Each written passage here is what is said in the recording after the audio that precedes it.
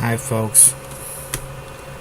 Writing's a lot like painting. You always miss a spot no matter how thorough you are the first time around. Or second, or third time. I'm on the 5th round of painting this creature at least. I found another spot. Let's see. It's an overcast day outside right now when I would like some sun. But you know, when I go out there at like 2 or 3 later today, the sun will be boiling bright like in a freaking vampire movie, you know. Not a fucking cloud in the sky. It's like they all were marched off to some camp somewhere. Massacred. Yeah. Fucking sun. Let's see. Rupert had wondered how Dobby knew. Sometimes wondered.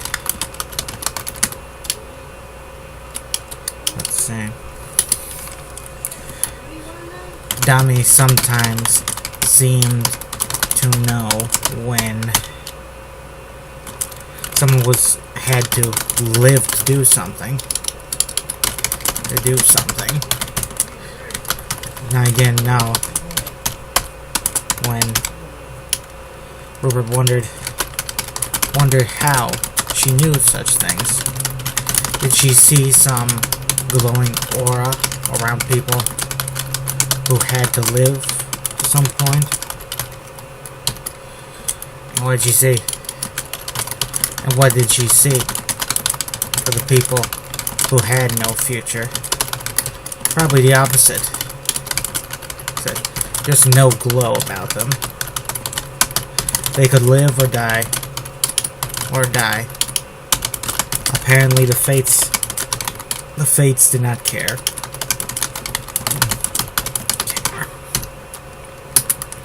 Might want to carry a rifle. Tommy suggested to Rupert. You are my rifle, Dominique. Rupert joked. No, I'm not. I replied, apparently taking the joke more serious than he intended.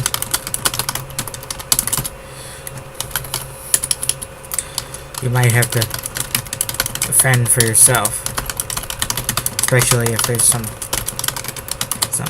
nasty fright wings for me. Another scrap for Dominique Verta. Rupert asked.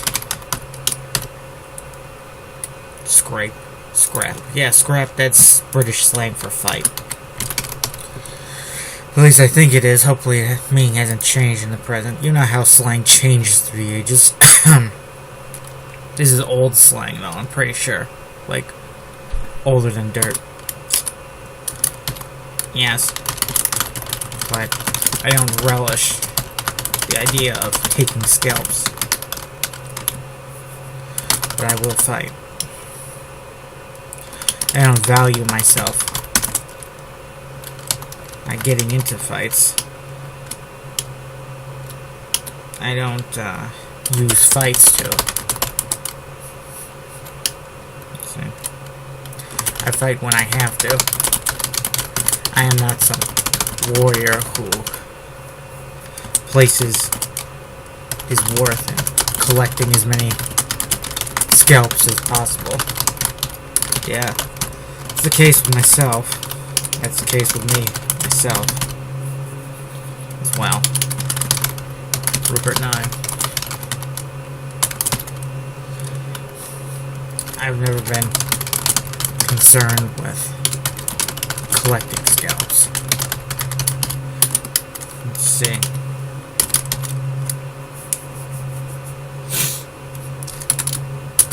Tommy and Rupert looked to Blake.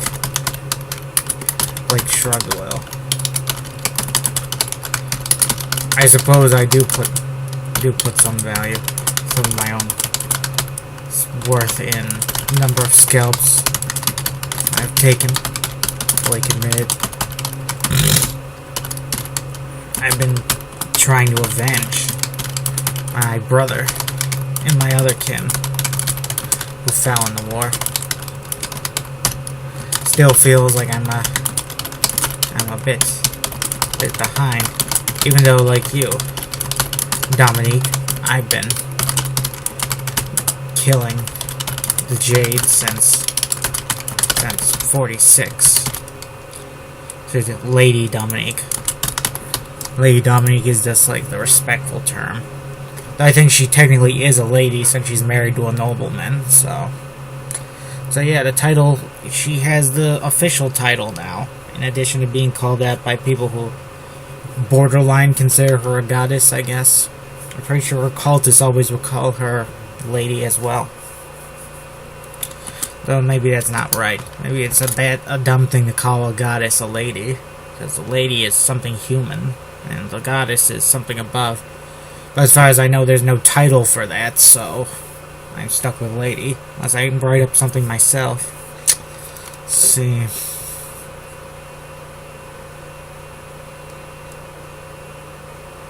I mean, in mythology, we call gods girls, women, so on.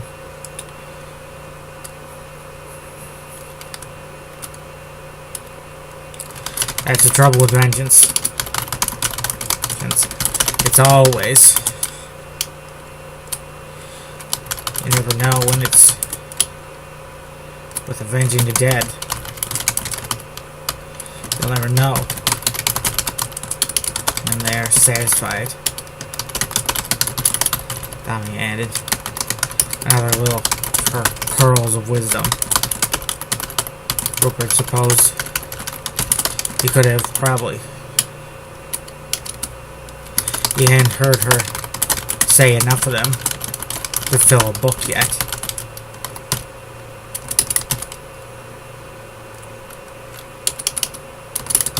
Trigger Phantom fell into our hands. Danny said. After I defeated her in battle. Rupert had missed the fight with his own eyes and Volgolov. Phantom had attacked Dominique in a very physical way, coming at her from the dark. That fight with his own eyes. He was a bit distracted by a shootout between Phantom's bodyguards and a mass of Zetan infantry who won the brawl battle through numbers, mostly. Superior numbers. Honestly. Unfortunately, some of those Zetans. Let's see, when was she captured? Zetans went to the god. Went to see the god who made her.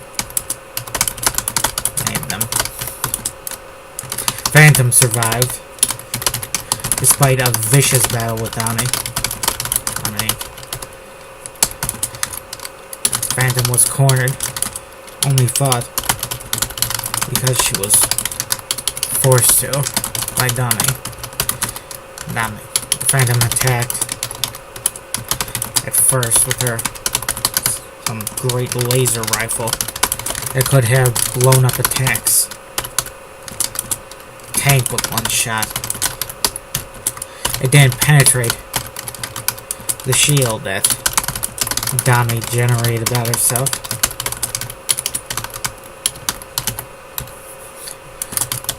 Dami I blasted the laser out of Phantom's hands after a few exchanges back and forth. Fire back and forth. Then it was a much more physical brawl. Dami grabbed the snake-like monster trying to seize and throttle Dami. But Dami stayed up in the air, away from the creature, and every time it tried to get to her, by climbing some tree, tree or pile of rocks, Nami would blast that and send the Phantom tumbling back down to the ground. Eventually, Nami did go down there and give Phantom a few good fiery punches as a payment for all the suffering she had caused.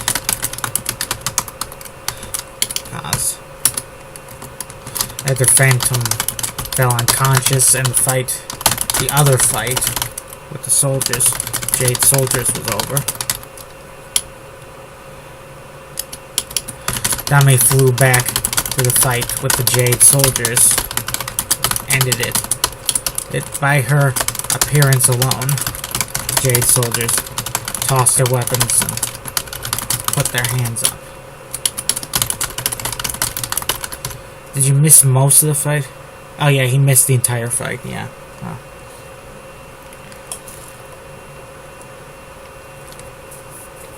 This triple shot energy drink.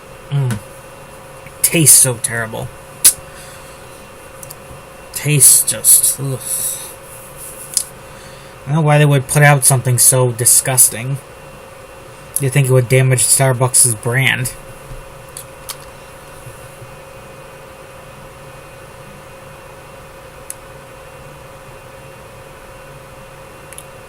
The Jade soldier tossed their weapons and put their hands up.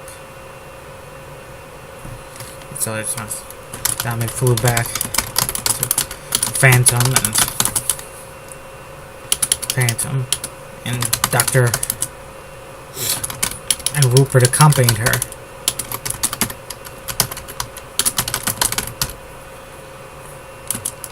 Rupert watched as Nami restored Phantom to her original human form.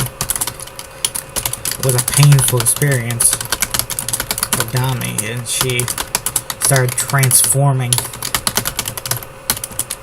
a bit herself, as though she was trading her healthy genetic material for Phantom's no doubt damaged stuff.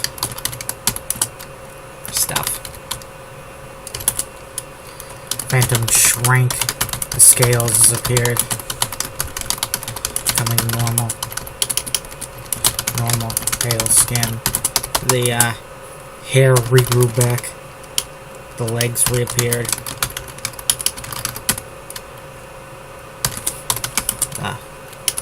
Feet reappeared. Some of the hair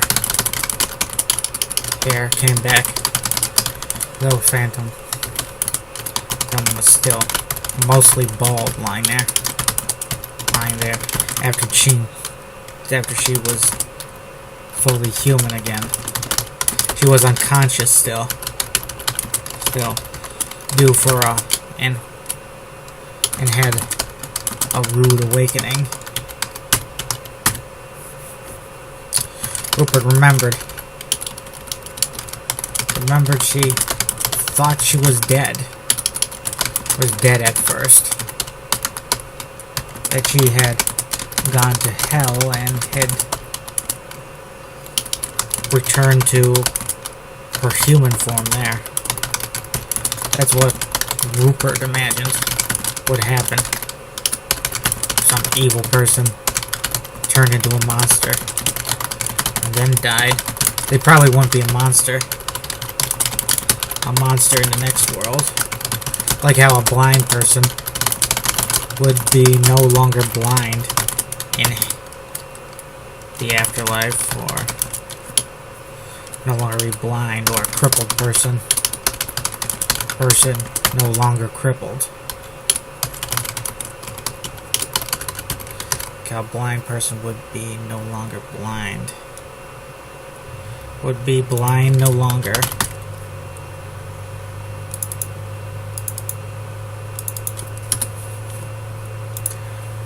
Cars in the street. Thank you, cars.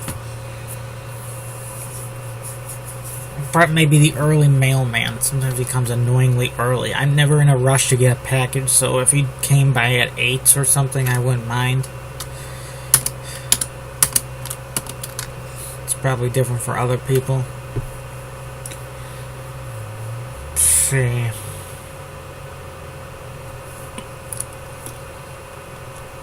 I wonder what it's like to write a novel when you're on cocaine.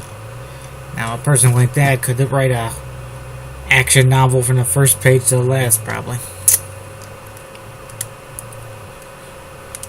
Phantom claimed that Phantom, in captivity, soon realized that she wasn't in hell, but in the custody of the Allies.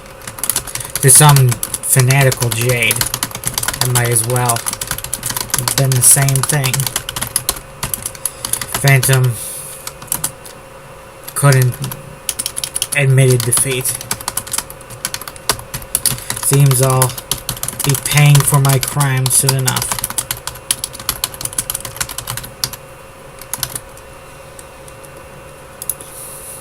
Phantom check.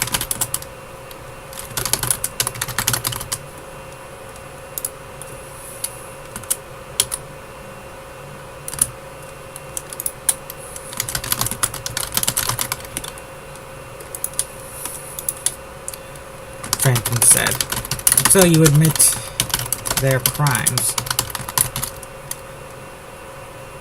Rupert asked. "Of course I do," Phantom replied with a smile. A smile that he later begrudgingly, unhappily admitted was kind of pretty. The woman was very pretty.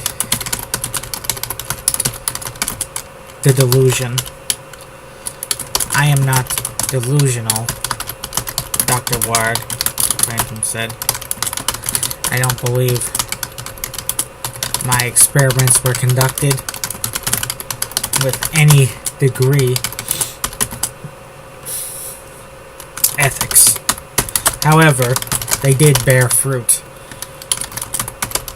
As you... the skin grafts, the artificial skin grafts, and grafts,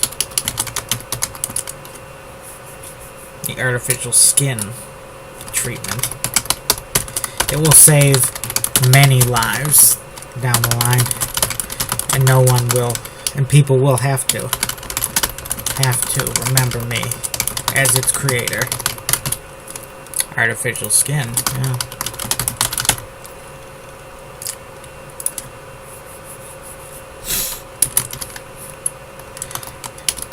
"You are a brilliant scientist," Rick replied. "Unfortunately, you are also very evil."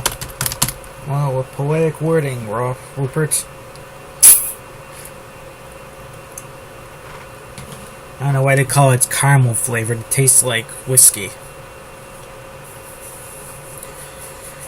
Why do people drink stuff that tastes like such... I don't know. It's like those weird green drinks you get at the resorts. I got one. They said it was an energy builder. I didn't get a drop of energy. I'm not getting much energy from this triple energy drink either. Got more energy from the tiny can of Red Bull I had yesterday. Yeah, there's a free drink at the casino. Pretty good. You know, only cost $4. I got it for free. And I didn't do any gambling either. Held with those guys. Gambling's a sin. The Bible tells us. A brilliant man. Unfortunately, they're also very evil. Yeah. Phantom agreed. And crossed her arms. She was not in the nude at the time. She woke up in a hospital. She woke up in one of those white prisoner uniforms. Like uniforms. In a white asylum inmate sort of uniform.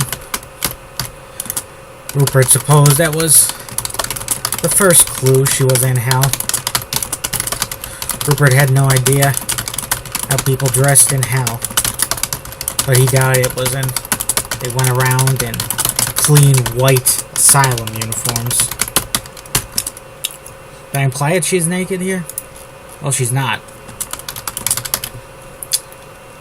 Maybe she's barefoot, but that doesn't count. That's nudity. Although women's feet are quite sexy.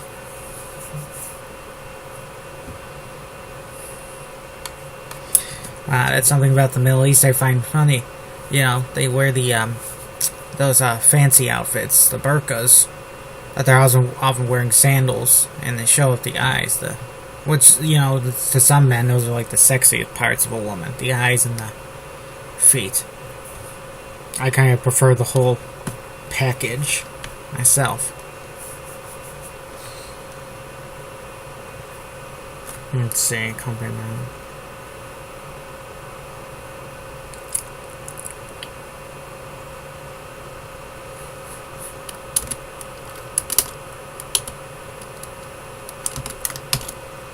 You're going to shut down my research facility.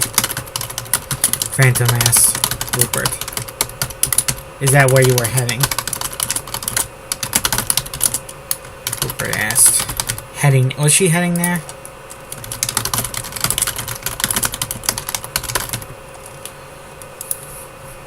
Yes. Fine.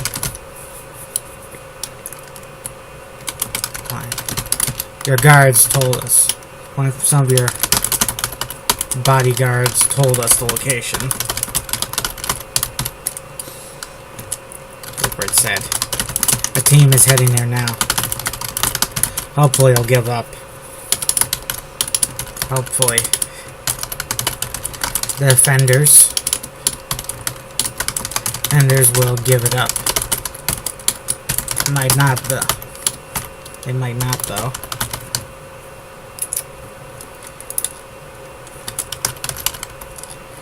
They might not, though. At this point, only the most fanatical Jade have not surrendered willingly.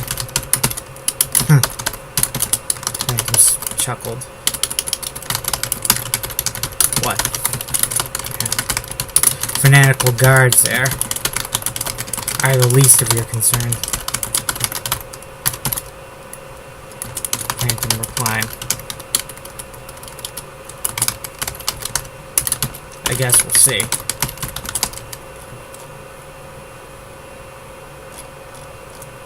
I guess we'll see. Whatever's there, Dominique can handle it. What's that? Perhaps. Phantom purred. Or perhaps this is the first time. This will be the first thing that she is unequipped to handle.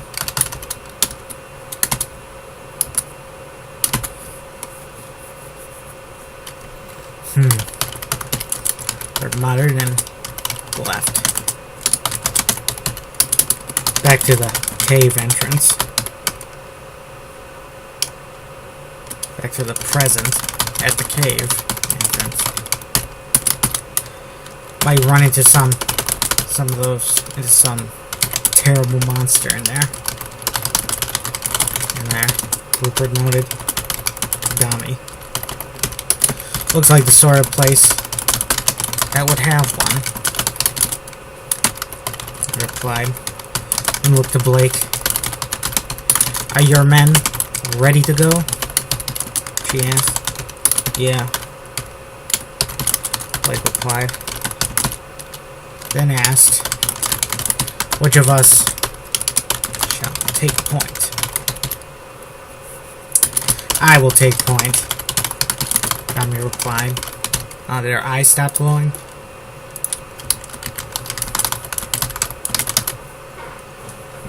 Damn, that drink is making me thirsty.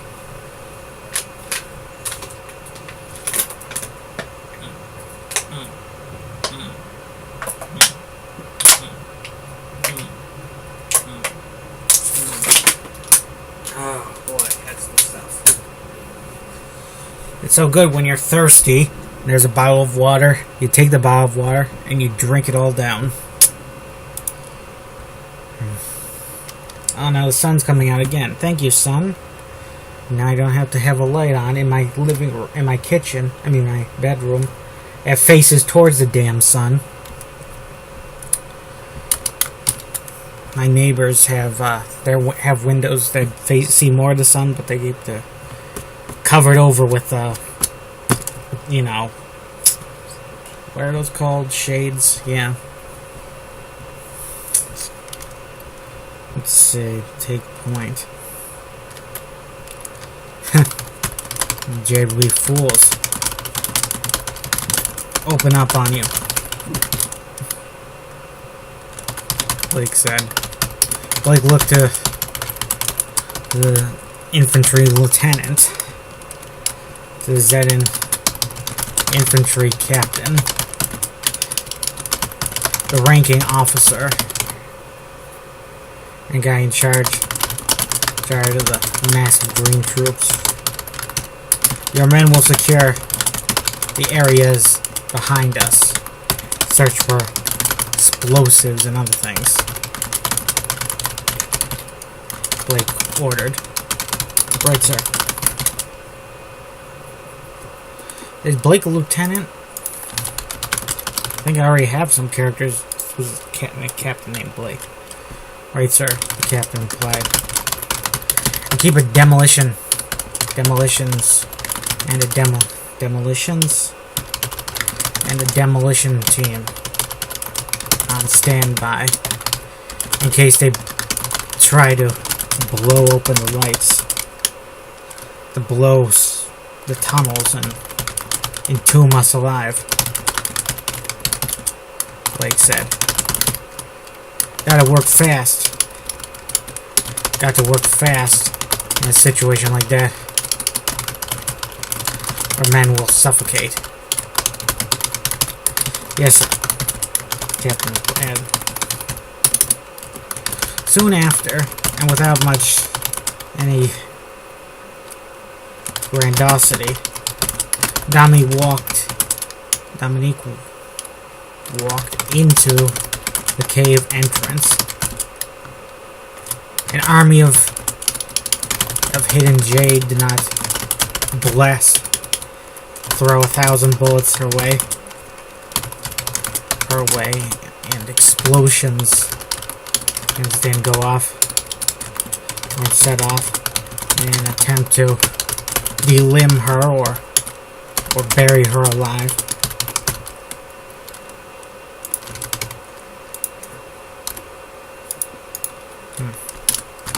We stood past the entrance, hands on her hip, as though waiting for something to happen. When nothing did, she continued her stroll forward. It was still odd. It was kind of odd to Rupert to see Dummy walking around like that. He seemed like the sort of being who would float everywhere, whose legs would just dangle like something hanging off a wooden puppet.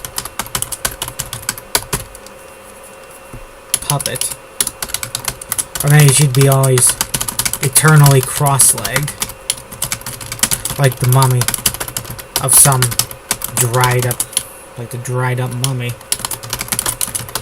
of some Tibetan priest, monk.